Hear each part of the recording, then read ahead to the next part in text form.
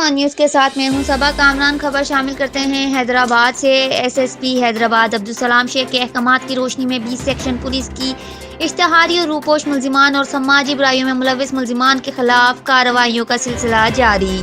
S H او تھانہ 20 section sub inspector Malik Javed Iqbal کی S I پی مبارک علی لاشاری اور دیگر اسٹاف کے ہمراہ کارروائی دوران پیٹرولنگ مضر صحت مین پوری فروش بنام صابر خان ولد سبز علی خان کو 530 مین پوری سمیت گرفتار کر کے گٹکا اینڈ مین پوری ایکٹ 2019 کے تحت مقدمہ درج کر لیا۔ S H O 20 section sub inspector Malik Javed Iqbal نے اے ایس آئی فیصل آرائیں اور دیگر اسٹاف کے ہمراہ مزید کارروائی کرتے ہوئے منشیات فروش بنام ایاز خان ولد عبدالسلام کھٹک کو 10 بوتلیں شراب سمیت گرفتار کر کے ملزم کے خلاف حدود آرڈیننس کے تحت مقدمہ درج کر لیا۔ مزید کارروائی میں تھانہ 20 سیکشن کے مقدمہ 119/2020 زیر دفعہ 341، 143، 145 اور 151 تعزیرات پاکستان میں روپوش ملزم بنام علی حیدر ولد شوکت علی عابد راجپوت کو گرفتار کر لیا۔